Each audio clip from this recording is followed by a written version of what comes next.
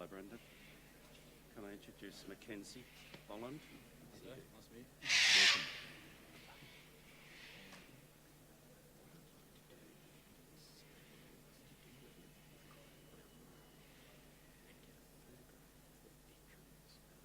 We're doing it. That's all, isn't it? Okay.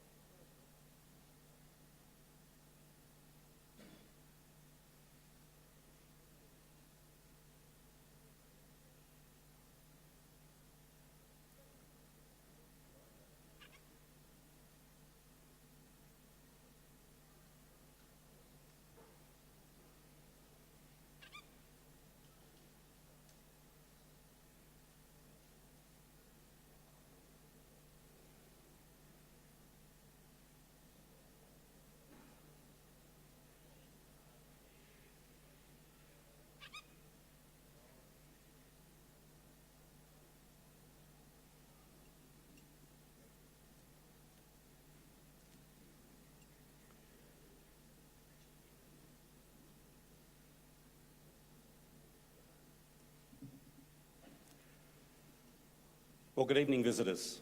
Welcome to the Australian War Memorial's Last Post ceremony, which today commemorates the 50th anniversary of the Battle of Binh. My name is Richard Cruz, and joining us today from the Australian Army is Private Mackenzie Bolland, 10 Platoon, D Company, 5th Battalion, the Royal Australian Regiment. We warmly welcome the family of Private Wayne Teeling, whose story will be told shortly. We're honoured to acknowledge the Honourable Darren Chester, Minister for Veterans and Defence Personnel. We're also honoured to acknowledge Major General Greg Mellick, National President, Returned and Services League of Australia, and Mr John King, President of the Returned and Services League of Australia, ACT branch. We're honoured to welcome the Vietnam veterans who fought in the Battle of Binh. We are proud of you, and we sincerely thank you for your service and for your sacrifice. We also warmly welcome Mr Jack Eaves, Royal Marines, bowman on the landing craft on Sword Beach during the first wave of the D-Day landings. As always, we welcome the veterans who have served, those that are still serving, and the families that love and support them. We acknowledge the members of RSL and Services Clubs Association, RSL Victoria and RSL Queensland, who are watching the broadcast of this ceremony across Australia. And during this evening's ceremony, wreaths will be laid at the base of the Pool of Reflection by family, visitors and students on behalf of the following schools from New South Wales: Cranbrook Junior School, Bellevue Hill, and Queenswood School for Girls, Mossman. Australia's Federation Guard is a tri-service ceremonial unit of the Australian Defence Force. They provide a ceremonial presence during visits to Australia by foreign dignitaries and for civil and military events.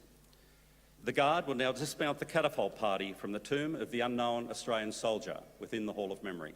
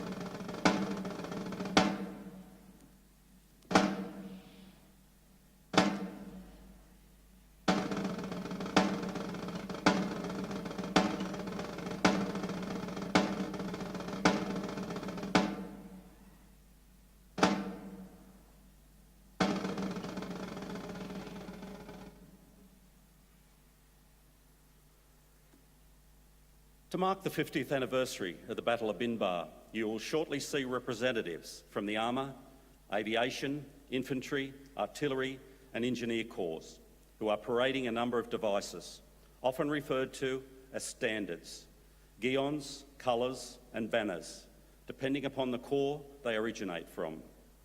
The practice of carrying symbols into battle has existed for centuries. Colours were used by the British, originally as a means of identifying the locations of the regiment's headquarters in battle. In time, the colours became a focal point of regimental pride and loyalty, and there are many stories of exploits of great heroism by soldiers defending the colours from loss.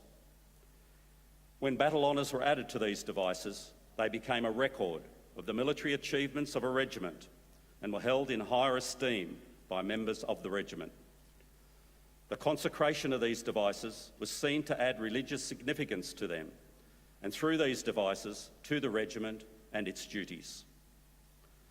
Colours were carried out only by the infantry and cavalry regiments.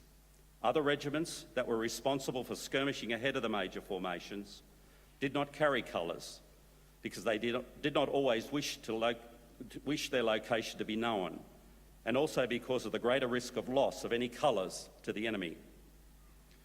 After 1881, colours were no longer carried in battle because of the improving technology of weapons and the greater distance involved in warfare. However, they remain a strong focal point for a regiment and continue to be held in great esteem and accorded great respect. Catapult party, attention! Catapult party, present, arms! Ladies and gentlemen, the devices proudly paraded here today are the standard of the 1st Armoured Regiment.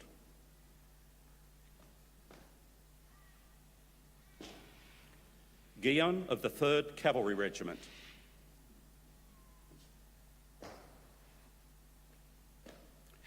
Guion of the 4th Cavalry Regiment.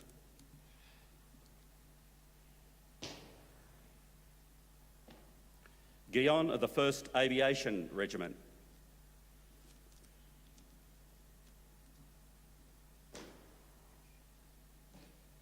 Queens and regimental colours of the 5th Battalion, the Royal Australian Regiment.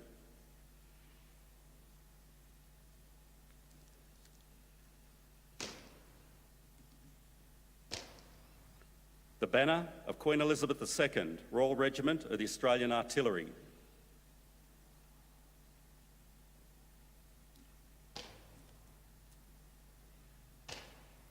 The Sovereign's banner of the Corps of the Royal Australian Engineers.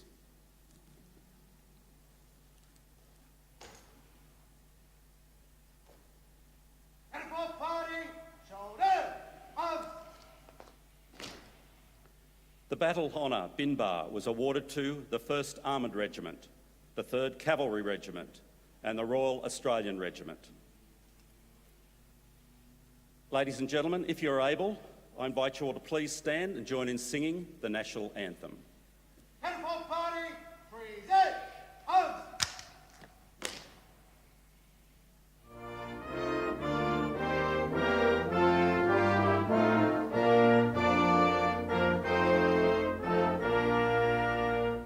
Australians, all let us rejoice, for we are young and free. We've golden soil and wealth for toil, our home is birth by sea. Our land abounds in nature's gifts, of beauty rich and rare. In history's page let every state advance Australia fair. In joyful strains then let us sing, advance Australia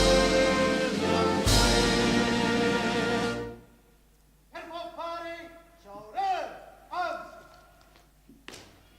Catapult party, order, arms!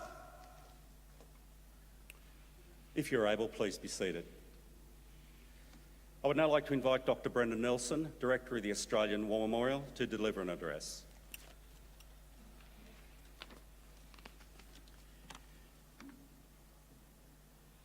At 4:56 a.m. on Friday morning, the 21st of June, 9 letters, a metre high, will be projected onto the horizontal concrete beam immediately beneath the dome above the Hall of Memory before you, beneath which is interred the unknown Australian soldier.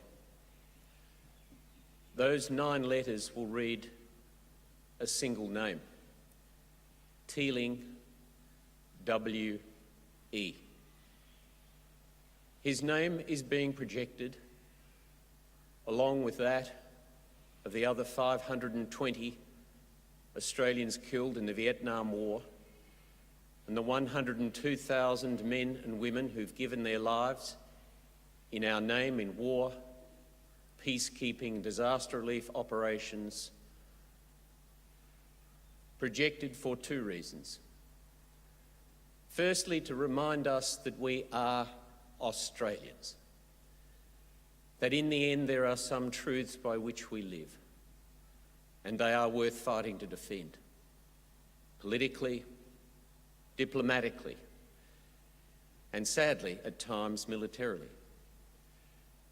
The second reason his name is being projected, along with the others visible down Anzac Parade, is to remind us human beings that we are, to never settle for the headlines, the broad brushstrokes, the popular imagery and mythology of our history, that we should never allow the past to be a distant stranger, to forget individual sacrifices made in our name, devotion to duty and to our country. We pause here in the heart of the land they loved, half a century after the heroism of those who fought at Binh, to honour you and those whom you represent. The Vietnam War inflicted deep wounds on many of the 61,000 young Australians who served in it over more than a decade. Our nation emerged divided, yet determined to learn from the experiences of those who went in our name and our responses to them. The extraordinary heroism of 4 men awarded the Victoria Cross, epic battles at Long Tan, Coral Balmoral, Bribie, Hamersley, Binh, and theatres across land, sea and air were often relegated in public consciousness behind increasing and strident opposition to the war itself. 521 gave their lives for us, and many returned bearing physical wounds and psychological traumas, deprived healing, shunned by sections of the Australian society as reminders of a war that they opposed and the conscription of young men to fight it. We cannot rewrite history, nor can we be held hostage to it, but we can learn from it, and we have. Today, 50 years on from the Battle of Binh, fiercely fought over 3 days, we honour the tenacious courage and sacrifice of these men, of D Company and B Company, of the 5th Battalion of the Royal Australian Regiment, tank commanders and crews of the 1st Armoured Regiment, the Armoured Personnel Carrier commanders and crews of 3rd Cavalry, with the fire support of the Royal Australian Artillery and the Royal Australian Air Force helicopter gunships. Reflecting the nature of the battle, Brian London, OAM, DCM, 10 Platoon Commander, later said, "Corporal Blamblet and I reached Private Teeling, but he was dead. All we could do was to drag his body out of the line of fire. And once this was done, I made contact with my tank and tried to speak to the commander using the phone at the rear of the vehicle. It wasn't working. Climbing up the hatch, I made contact and directed the vehicle commander to fire one round of high explosive into the building. In 1987, Brigadier Colin Khan, the former commanding officer of 5 RAR in Vietnam, delivered the dawn service address in Sydney. He spoke of the soldiers' experience of the Vietnam War, the men that you see before you wearing medals of Vietnam. He said this: "I saw the man who walked out front, the infantrymen, so many of whom are the men we honour today. I saw a rain and sweat-drenched man in green, laden like a pack mule, aged 21 going on 50, cutting his way through jungle by day to find and attack the enemy, then laying all night in paddy fields or on trails in ambush." Although this is the anniversary of one battle, on this day we honour and remember them all. Those young Australian men and women who served, fought, suffered and died during the Vietnam War. Shortly we will hear of the life, service, courage and death of just one of them. One Australian who loved and was loved and is loved. There is no more powerful way of our nation saying to you with pride that what you did in Vietnam across land, sea and air is as valued by us as those who landed at Gallipoli, held and endured the Kokoda Track, held the line at Kapiang, or fought in the dust of Uruzgan under our flag, than to honour you and one of yours in this place. We do so with humility, gratitude and immense pride. His life, Wayne's, and his sacrifice is a reminder of how much our nation owes every one of you and the 102,800 men and women named on the Roll of Honour cloaking us here.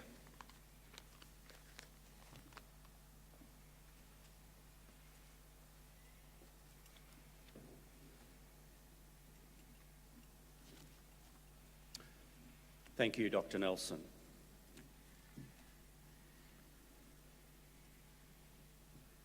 The Australian War Memorial was the vision of Charles Binh, Australia's First World War official historian.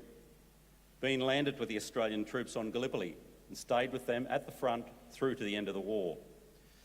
The idea of this national memorial and museum came to him at Pozières, France, in the depths of the bloody fighting of 1916.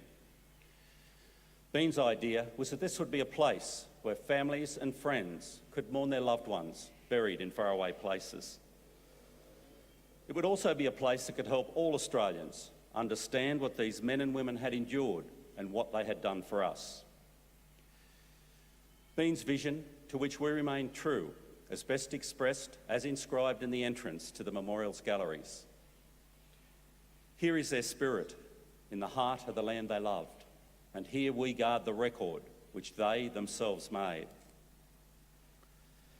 Tonight, we will read the story behind just one of those on the Roll of Honour, which lists the names of more than 102,000 men and women who have given their lives for us in war and on operations for more than a century. But first, we present a lament, Flowers of the Forest. Wreaths and floral tributes will now be laid at the base of the pool of reflection.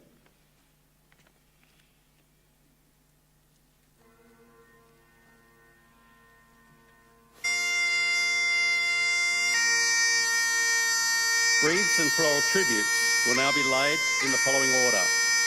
Mr. Wayne Teeling Jr., son of Private Wayne Teeling.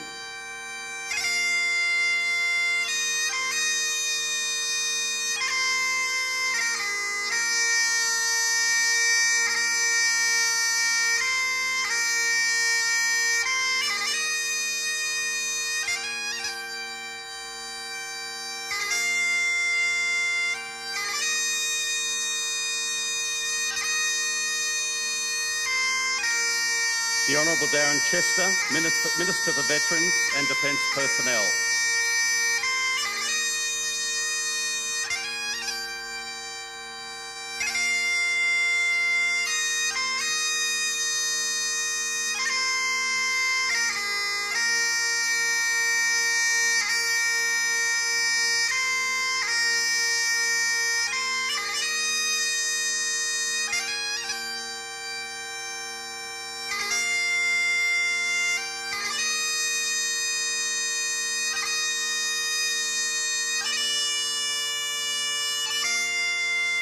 Major General Greg Mellick, National President, Returned and Services League of Australia, and Mr John King, President of the Returned Services League of Australia, ACT branch.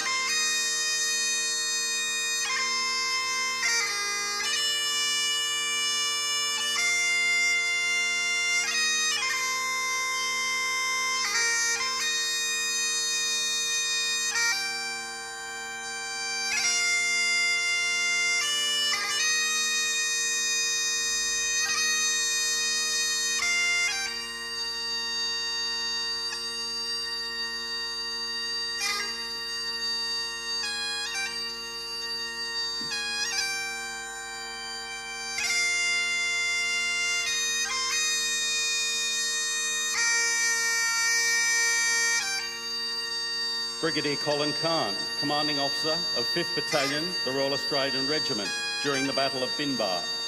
Lieutenant Colonel Travis Gordon, Commanding Officer, 5th Battalion, the Royal Australian Regiment. Warrant Officer Rob Munro, Regimental Sergeant Major, 5th Battalion, the Royal Australian Regiment. And veterans of 10 Platoon D Company, 5th Battalion, the Royal Australian Regiment.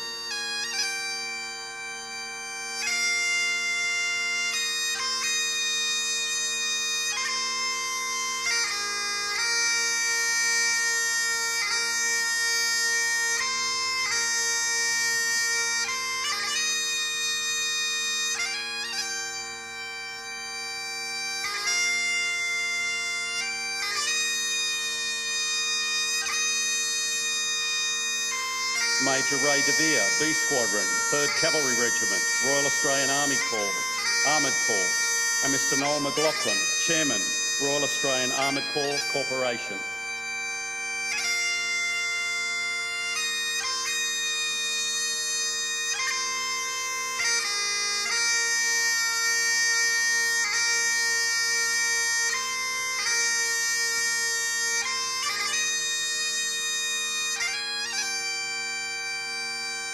Lieutenant Colonel Colin Toll, B Squadron, 1st Armoured Regiment, and Lieutenant Colonel John Holloway, Commanding Officer, 1st Armoured Regiment.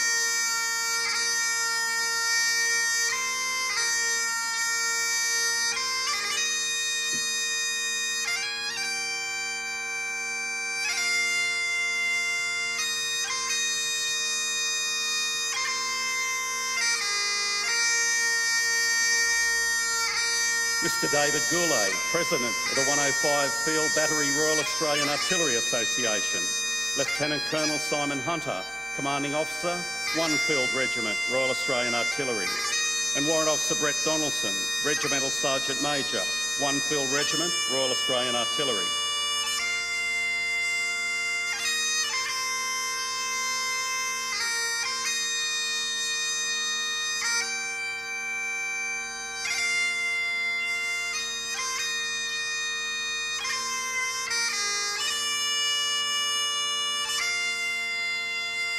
Colonel John Kemp, 1 Field Squadron Group, Royal Australian Engineers.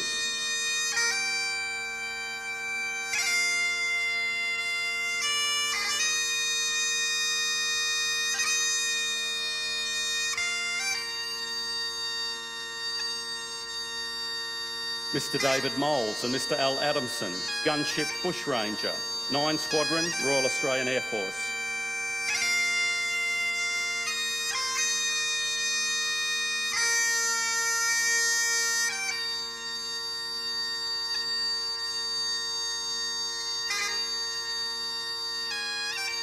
And visitors to the memorial will now lay wreaths.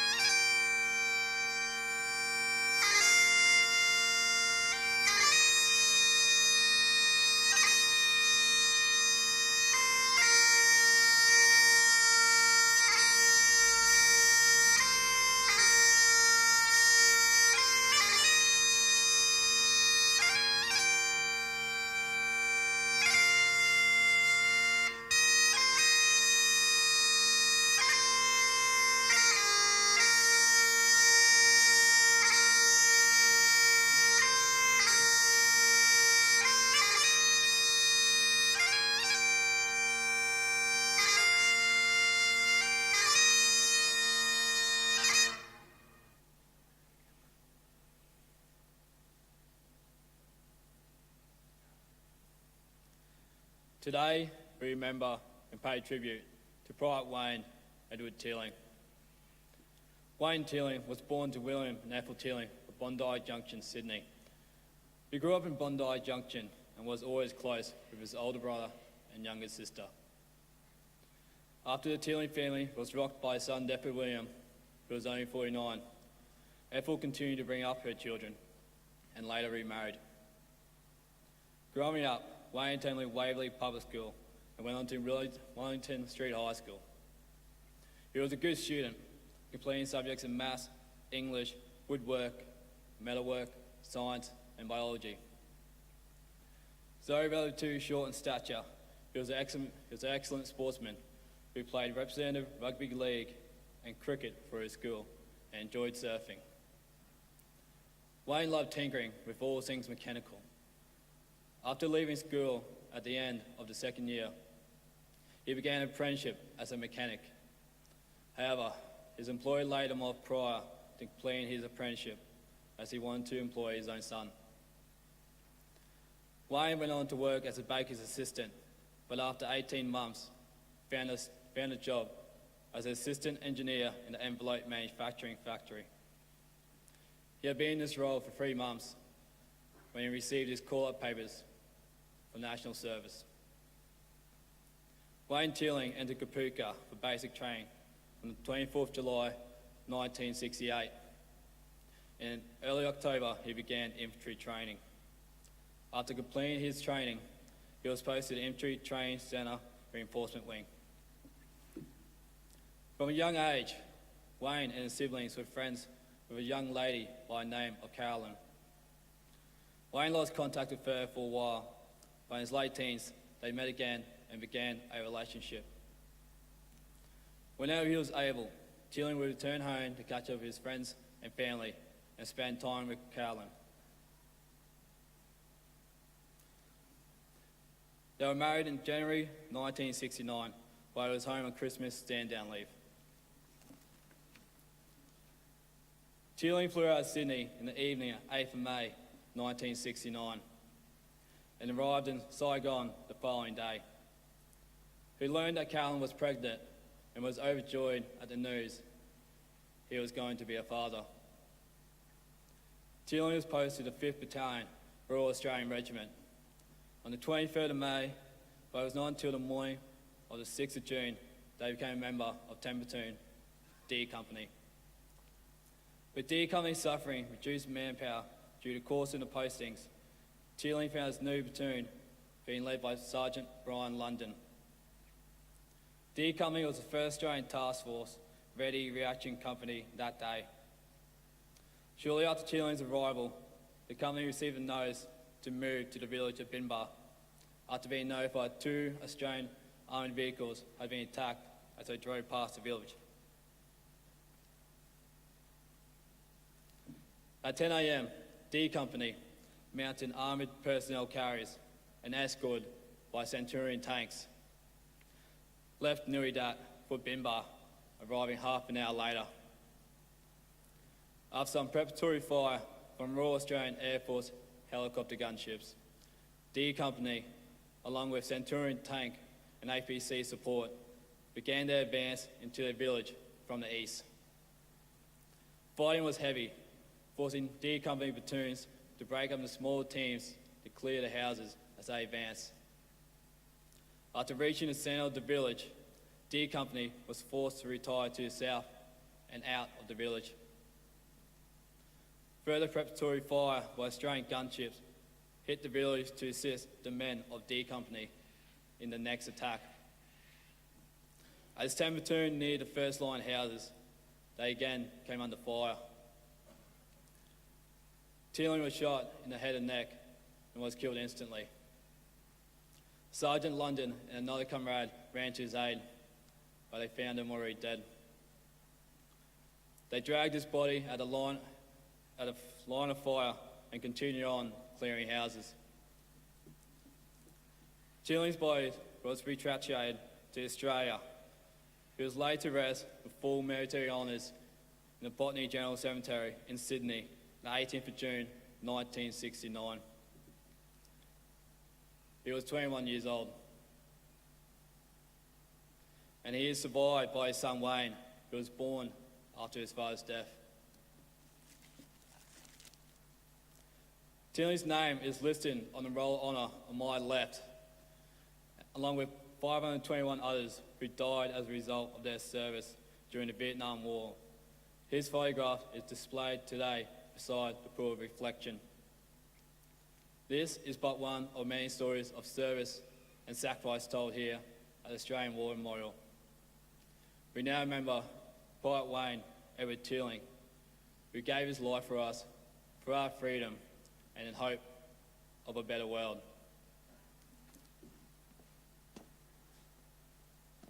Uniform Party, shoulder, arms.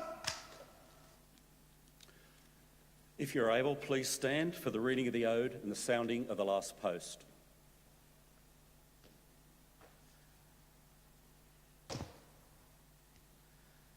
They shall grow not old, as we that are left grow old. Age shall not weary them, nor the years condemn. At the going down of the sun, and in the morning, we will remember them. We will remember them. Uniform Party, present, arms.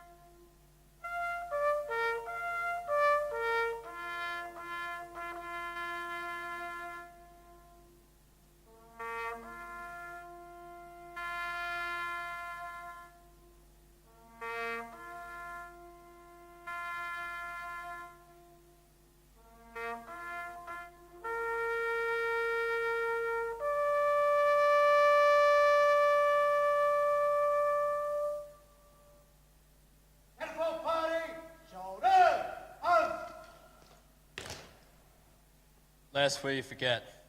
Lest we forget.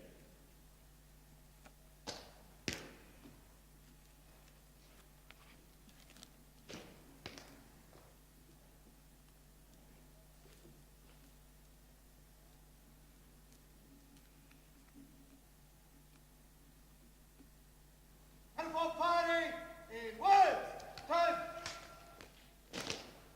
Uniform Party, quick, march.